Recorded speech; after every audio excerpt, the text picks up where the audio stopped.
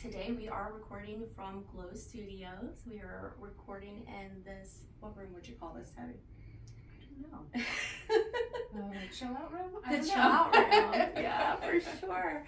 And today we have a very special guest. Her name is Tabby Cain, and she is an extremely interesting person. I've gotten to know her for the past 3 years through Glow. She has led so many different lessons and discussions and healing groups. She's super special, and she is a local celebrity here in Salem, Virginia.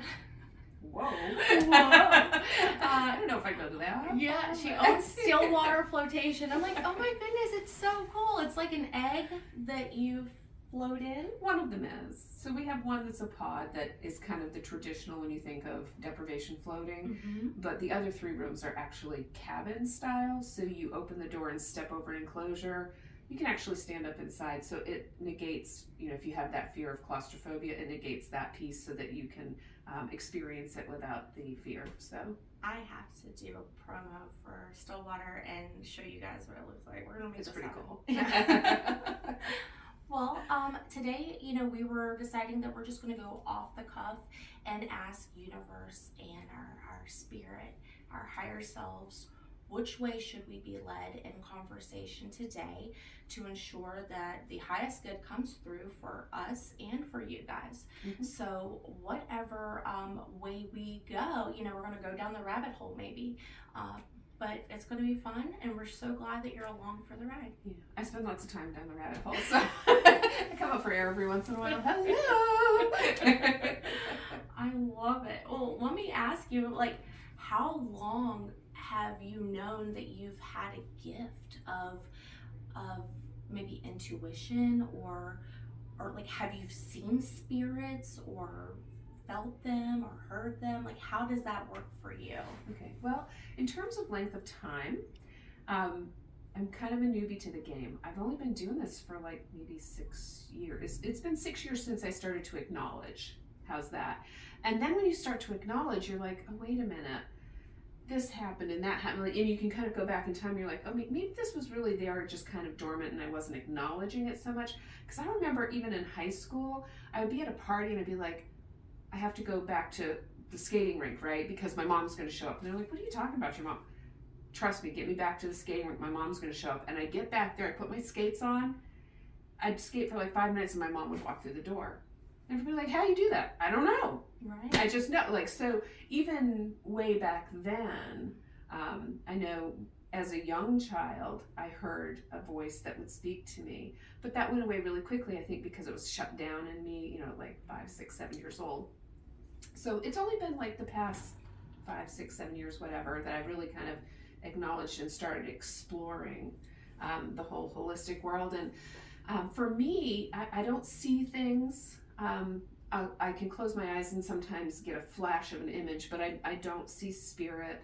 I sometimes can energetically feel something around, and I see, which is really interesting when you can feel the energy of something and almost feel the shape of it, but not actually see an image come through. Don't hear a whole lot, but that clear cognizance, that clear that sense of knowing, things come into your head and you're like, that's clearly not me. I have no reason to have this information.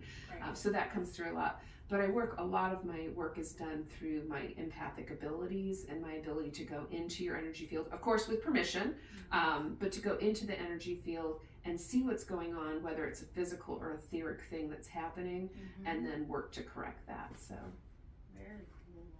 Very cool. I love that so much. I can understand what you're saying. If you don't see it, but you can feel it. I know exactly. You explained it beautifully. So it's you can close your eyes and you kind of feel it, but you're not actually seeing someone, but you can maybe see a shape, and that's exactly. I know someone that has. I thought maybe it's a spirit guide. So what is that? If you see a shape, right, of say a spirit, right? And it's kind of in your mind's eye, or even if you're in the room, it could even be in your peripheral view, I guess. I guess it could be a multitude of things, but Sure. you know, yeah. Well, and so I think a lot of people think that when you're seeing that it's going to be like you and I sitting here having the conversation. And my understanding just from exploring and talking with other people is it's really not that experience for most people, right? It is that peripheral movement of something or an outline, and you know, kind of the energetic signature of something, Yes. but not full form apparition Right. that everybody would like to really see. I think for the affirmation of, okay, I'm not going crazy and things really are there.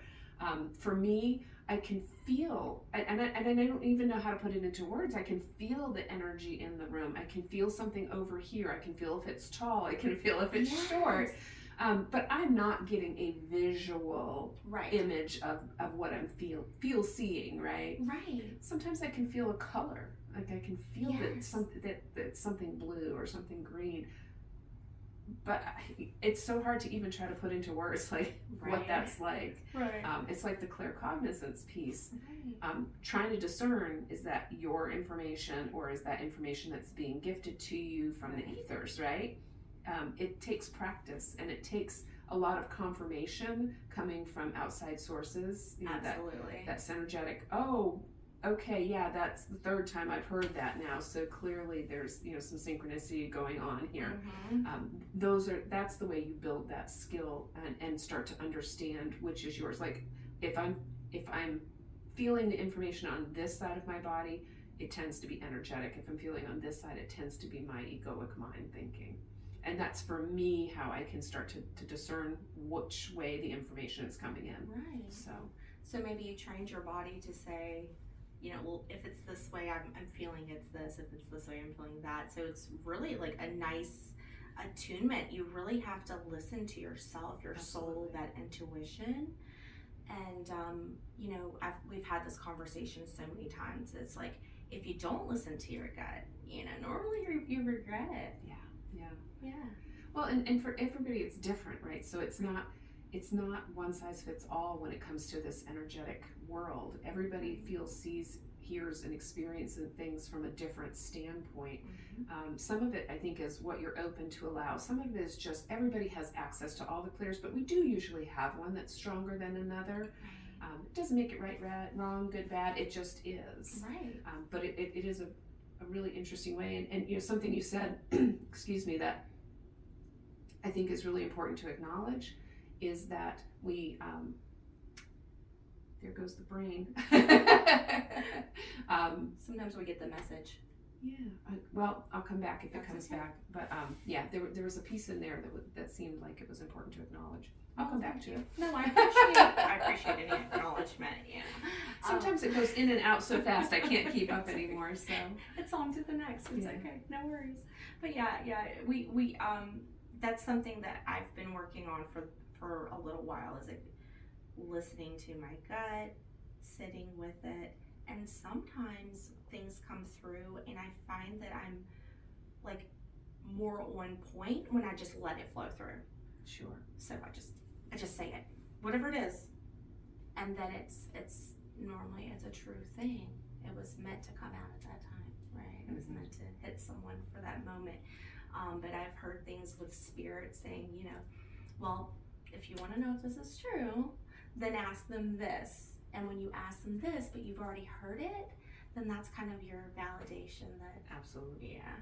Yeah, and validation comes in lots of different forms, right? It can be saying something to somebody and they, you know, give you that confirmation that you need. Mm-hmm. It can also come through license plates and billboards and Facebook posts and songs on the radio. Songs on the radio, that's a great one.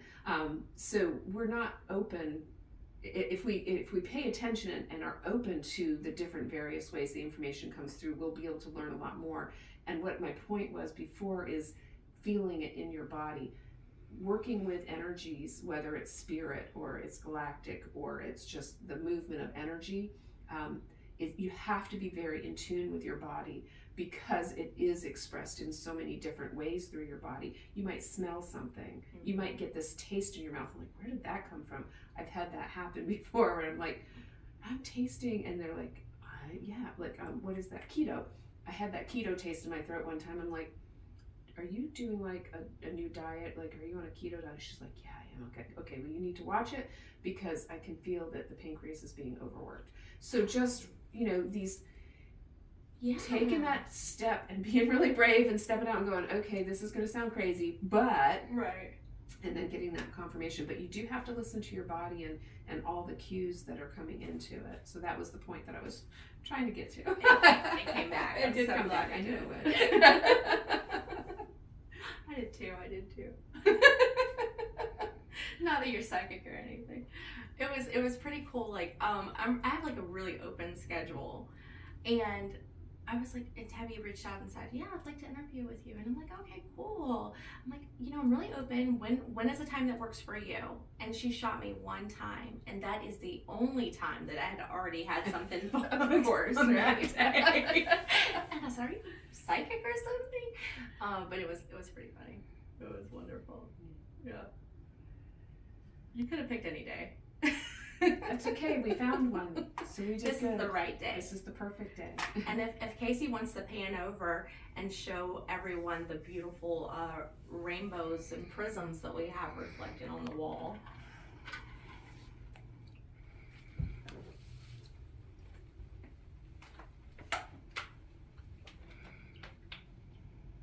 And if Casey wants to take a little field trip into that room and just spin around one time and show our audience what's going on in there and how cool it is.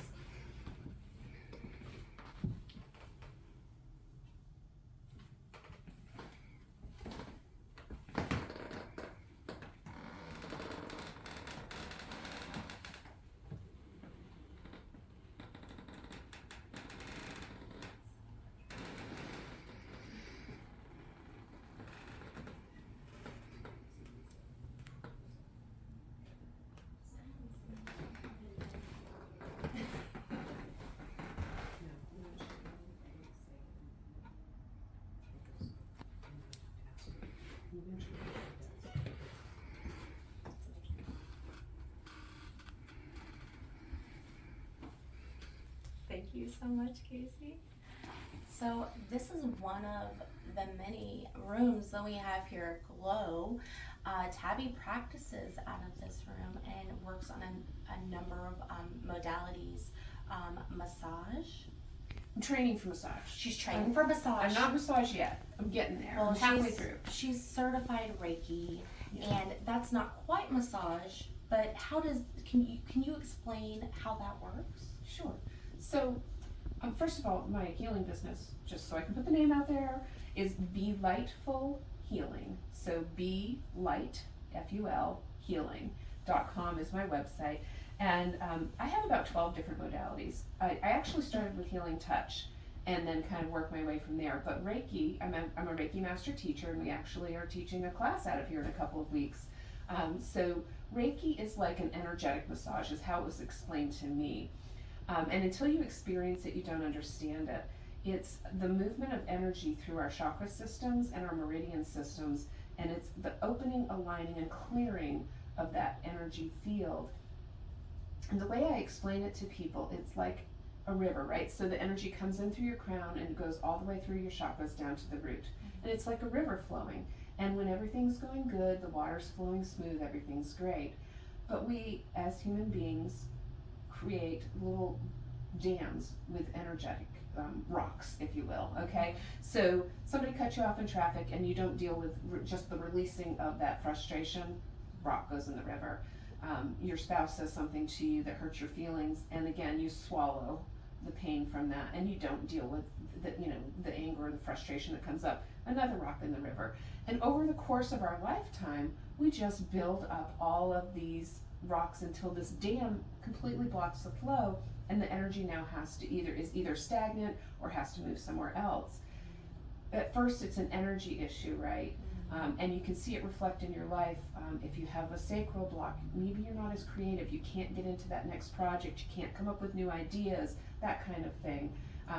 You can see it impact your life that way energetically first, but if you don't start to deal with these things, it will move into a physical symptom, right? And so, fibroid tumors is a big thing that comes when you're dealing with sacral things, and it's that energy is just building and kind of poisoning and toxic, being toxic to our body.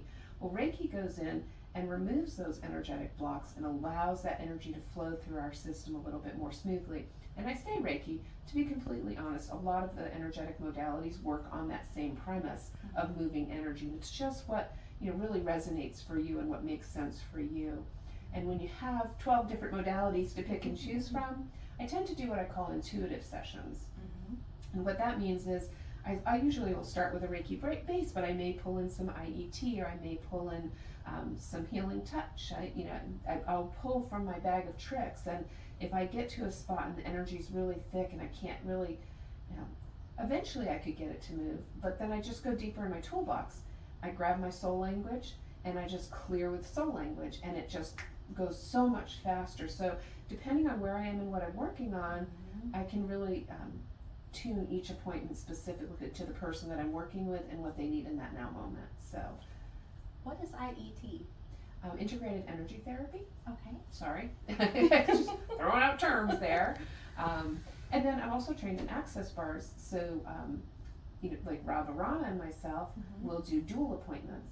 I'll run access bars and soul language, and he'll be doing Jiu-Jitsu and Reiki at the same time. And it is incredibly powerful. We'll have people come off the table and be like, in 5 years of therapy, I haven't made this much progress. Wow. So you really can do a lot with energy if you're under the understanding that, my first caveat is we're called healers, right? And everybody calls us energy healers, right? We're really not. So we are conduits for energy. What kind of makes us stand out is that we've got the time and the training and the confidence that we need to be a clear conduit for source energy to move it to you. But you get to do with that energy what you want, right? We all have free will. Right. All of these blocks, a lot of these blocks, I won't say all, are energetic blocks that are restrictions that we've put in place to protect ourselves. Right. And so sometimes we're not ready to give up that protection, and that's okay. If you're not ready to release that thing that's giving you the comfort to move through your day, it's okay not to release that. And I think sometimes we don't understand that we have the choice in those matters. Absolutely. And I think that's a really important thing. So if somebody tells you that they are a healer and you need them to fix yourself right now, I'm a guidepost. I'm a conduit, but technically you're doing the healing. I'm just bringing the energy to you to heal what's in your highest and greatest good, which is probably another topic we could go to, is what is highest and greatest good. Right. I love it. So please. Here we go. Down the rabbit hole we go. In case, you can feel free to come over here if you want to get like a one-on-one shot with Tabby, so we can, I can interview for here. I don't mind being. I'd love to see you. Yeah. All right. So I think there's a lot of question about highest and greatest good, right? Because we, from our egoic mind, want to interpret what highest and greatest good looks like. But we don't understand, we don't know what the reason why we're here, the lessons that we need to learn, and the karma that we need to clear in order to continue our ascension process and go on to the next, right? So highest and greatest good is not always what people want it to be, right? And I think that for me, that's how I've really come to this place where I can start to understand disease and why maybe somebody can't clear a disease and somebody else can. What is that lesson that they're here to learn? What is the karma that they're here to clear? And is it necessary for them to go through that process of pain and discomfort to get that piece that they need? And so whenever I'm working with somebody, I try my very best, and I'm human, right? So I try to step out of that human nature aspect and just allow for whatever is in the highest and greatest good for that person. And that may be that I'm just giving them ease and grace in moving through a difficult situation. Maybe I'm not clearing that situation at all, but it's not for me to know or understand what is supposed to happen for them. It's just for me to hold the space for them to get what they need to move through it. Maybe they're clearing it, maybe that's, they're contracted, that's their end of life, and that's how they're supposed to leave us. So for me, that's how I've kind of come to a place where I can justify and understand what it is what the highest and greatest good is not what we want, but what is necessary. Right. Divine acceptance, right? Yeah. And it's a hard place to go. And it's really easy for me to say to you. Right. But when it's something that's affecting my life, it's a harder pill to swallow. Absolutely. I totally get that. But that's part of maybe our lesson, right? How do we allow? How do we come from a place of allowance with other people to be and do and experience the things that they need in their life? And to just hold that space. I'm here. I'm giving you support, but I'm going to allow you to be and do whatever it is that you need to do to get through this. As you are. Yeah. And that's a really hard place to be, and it takes a lot of work, self-work, to be able to sit in a place and allow that to happen for other people. Where you can hold that space for yourself. Absolutely. This is the message that I got twice today. It was amazing. And I was like, well, I guess that's going to be something we're going to talk about today. But it was love your neighbor as yourself. And that wasn't a song that I listened to today. And then when I was in the car and coming here to Glow, I was listening to Calvary Chapel, and the message was love your neighbor as yourself. And I think that is something that every one of us could say, you know what, maybe I need to love myself better. What does that look like? Is it self-care? Is it doing art? Because that's important, however your expression or modality is, take that time for yourself. I feel like before it was so easy for me to love everyone else, but I didn't give myself that same grace, or I didn't hold space for myself. I didn't stick up for myself. I would stick up for you, but I wouldn't stick up for me. And so I think that's a great lesson that I've overcame with. And I think it took me to get born again and hear God say, love my people. And then when I heard that, I realized, oh, well, I need to love myself as well. Sure. So, if you subscribe to the theory that we are all one, right, that means that we are God, and I am you and you are me, right? So we are all fractals of each other. Absolutely. So how I'm treating you is how I'm reflectively treating myself as well. Right. But you're absolutely right. I think that a lot of times we use the service to others as a mechanism to escape service to self. Yes. We keep ourselves super busy. Yes. Taking care of everybody else and everything else, and making sure that this is going and that is going. And what we're doing is controlling what's going on around us so that we can stay protected and not have to deal with anything, right? And so I often find when I'm really busy and I've got a lot of irons in the fire, it's something I'm choosing not to deal with in this now moment because I'm not ready, right? Which is okay. It's perfectly fine not to be ready. But then you do have to at least look at and acknowledge, okay, what's this piece that I keep avoiding, so that you can do service service to others from a place that is truly from your heart and not as a protective mechanism. Not that it's bad in either direction, but you cannot, and I say this all the time, you cannot serve others from an empty cup. Yes. So if you aren't taking care of yourself, you're not doing those things that fill your cup, you are not from a true, whole, and authentic place being able to serve others. Right. You're doing it out of a place of lack or desperation or a need to fit in or those kind of things, instead of my heart is full and I need to share this now. Right.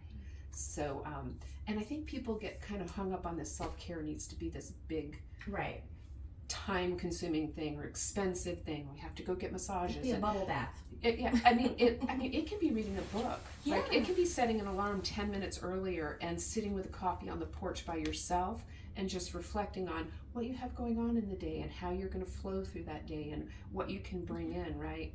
It's all of those things that we can do for ourselves in little tiny time snippets that don't cost a dime. Right. That will fuel ourselves to be able to be of service to others. So I think that's super important. 100%.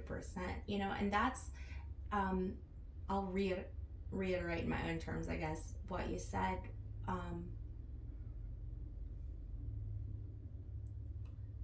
Is I can only work on myself and heal myself, but I will hold the space for you to heal yours. And whatever light comes through to me when it's good, then I'm glad to share it, you know. But you know, when I was in a deep, dark depression, grieving, sad space, you know, for one, I found community here at Glow, and you guys saved me for real. But then I went back into my little hermit mode of I need to heal, I need to work on myself, because I didn't want to I didn't want to dim anyone else's light with my sadness. Does that make sense? It does, but I think again that's an selfish. expression. That's an expression of where you were and the damage that you were trying to work through and heal, where you didn't feel that you deserved to get that light and to get that love from somebody else that you just naturally express to other people, right? Mm-hmm. But when you come to that time of need, you feel that need to pull within and not share that aspect of self. It's vulnerable. It's a difficult place to be in, to share when you're not okay. Right. And to let other people know that you're not okay. Mm-hmm. That's a hard place to be. Mm-hmm. So, but I do think that we do go through cycles too. So there are times that I feel more outgoing and I feel like, but there are times when I need to be more at home and I need to, rejuvenate myself and I need to be in that hermit mode. There's times of learning and there's times of sharing and there's times of growth and there's times where it's important to be stagnant and be still, because a lot of times the reason why we avoid the stillness is because we're afraid of what we'll find. But in those moments of stillness and in those difficult and uncomfortable moments is where our biggest growth can come from too. So it's important to find balance with all of that. Right. We don't want to be completely internalized and completely hermited from the world, but we also need to have a break from the external and from the stimulus and from those things that stop us from going deep. And the healing is layers of an onion. And I'll hear people say, I already went through this, and 6 months ago I dealt with this, so why is this coming back up?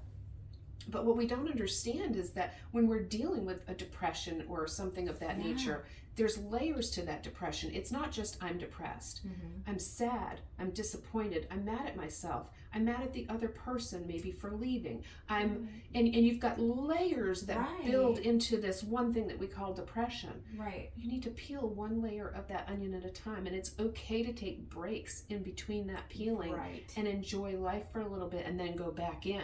Mm-hmm. So it's finding that balance, and it's that yin and yang and going back and forth and doing the things that we need to do to be happy and healthy and also to heal. Absolutely. And in that time I dedicated myself to doing counseling, to working on healing my inner child, and then forgiveness. That was a good one. That's a biggie right there.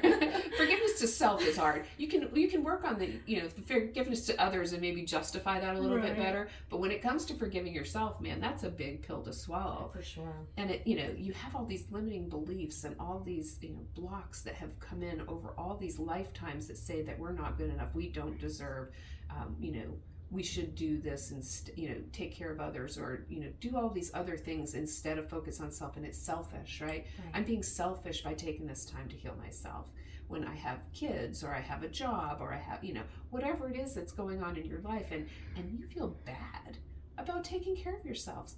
That's the societal norm that's been put around us. Mm-hmm. Like you shouldn't. You should do everything else, and you're last on the list. Right. When really it should be the opposite way. We're talking about that full cup. Mm-hmm. If we take care of ourselves, then we can do our jobs and our families and all these other things in our lives so much better. Absolutely. Couldn't agree more. And then how do you know when you're in flow, right? Right. So if you are doing those things and taking care of yourself, it feels like walking down a river. You're working with the current. You're moving fast and nothing's getting in your way. Yeah. But when you're not taking care of yourself and you're not doing the things, it's like walking up that river. Right. And every step is a challenge and the water's pushing you back, right? Right. So that's kind of my mechanism of trying to understand where I am truly, not what where my brain would like me to think I am, is how is life flowing for me in this moment? Am I walking up a river? Or am I just gently flowing with the stream? Absolutely. And it's just a beautiful mechanism to say, okay, check in. Where am I? And how does it feel? Does it feel light? Does it feel heavy? Is it flowing? Is it stuck? And then dealing with things from that place instead. Right. And be honest with ourselves. Well, and that's when how we can hear be that honest. We're lying, when we hear that, I'm telling myself that I'm totally fine and I'm okay, but I'm upset. Well, if I'm upset, then I'm not okay.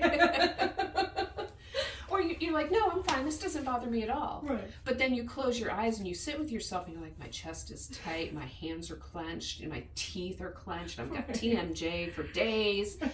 Okay, my body is telling me that clearly I am not okay with whatever's going on. Right. So your body is a great teller. It's a tattletale for sure. Absolutely. It'll tell on you every time. Absolutely. I get the twitch. Yeah. Seriously, you get the muscle twitches, you can't eat, you can't sleep, you've got all these things going on. So again, it's tuning into your body. It's understanding where your body is at and how it's reacting to whatever's going on around it. And what do I need to do to fix it? Exactly. Whatever it is, you'll figure it out.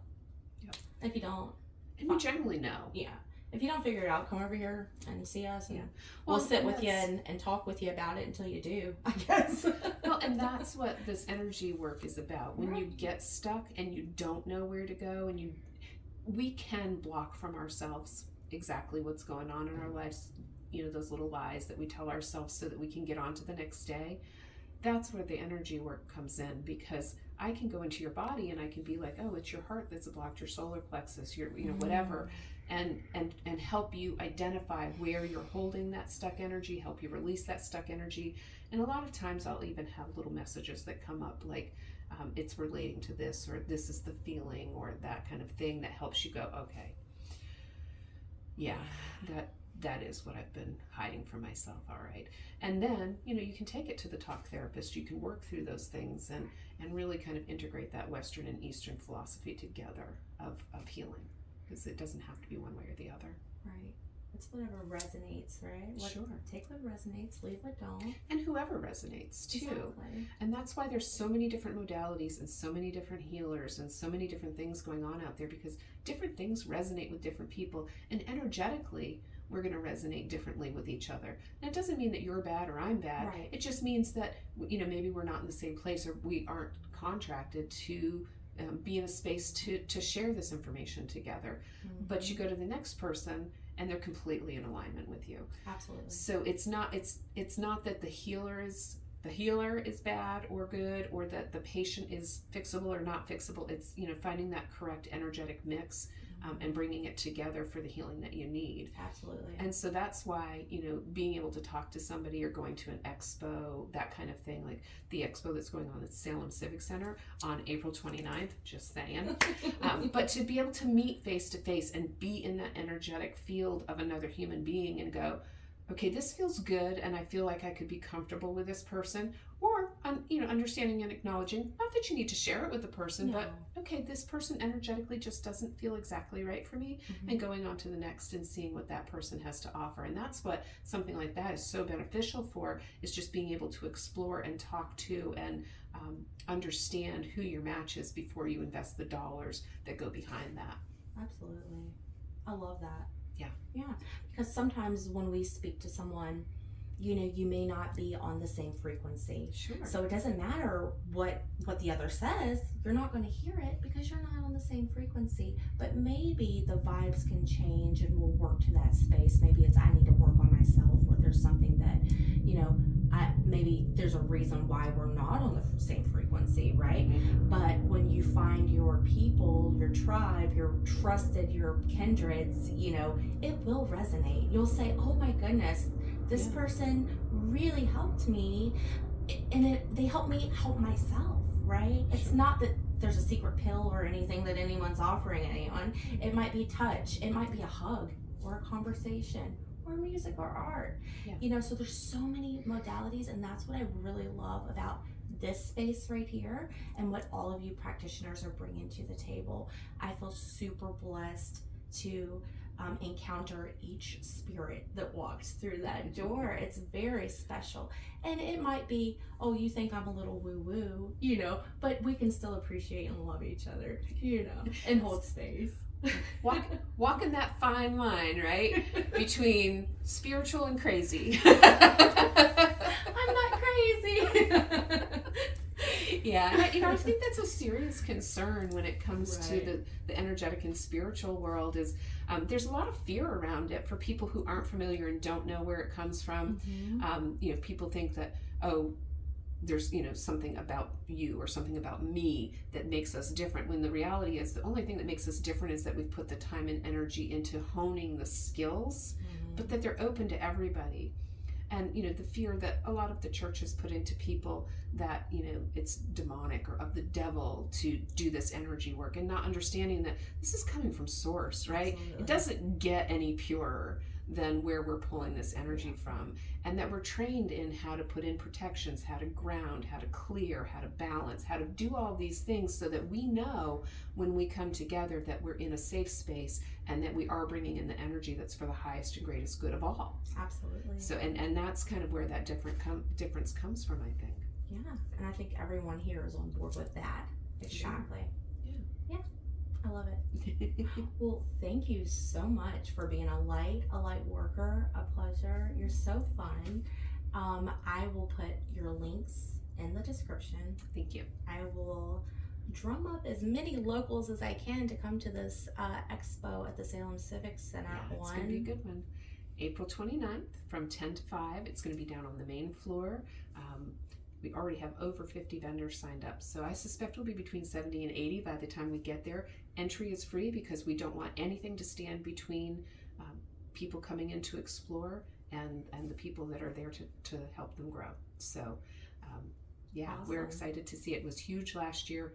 We're guessing between 1,000, 2,000 people came through the doors. Our mechanism to count ran out by 11:30 in the morning, and we went till 5. So we know it was big, and we expect it'll be bigger this year. And there's going to be such a wide variety of people there to help you understand and explore and decide what makes sense, what doesn't make sense, find what resonates, leave the rest, and just kind of move on from there. I love it. Thank you so much. And before we close out, I guess, do you have a message that you would like to give the world? Yeah, the thing that I've really been drawn to here the past few weeks, and it kind of changes and morphs and grows from time to time, but is how valuable each one of us are. And that I think a lot of times we look to somebody else and we say, I can't do that. I'm not special. I'm not gifted enough. I'm not talented enough. I'm not healed enough to help somebody else. And the reality is that we all need to be different and unique and have different gifts and skill sets in order collectively to be able to heal and raise the vibration of the whole collective. And so I just encourage you to not compare yourself to anybody else, your gifts to anybody else, and understand that you are absolutely perfect the way you are, and the gifts that you have to give are so incredibly important, and to please try to step out and share them with the world.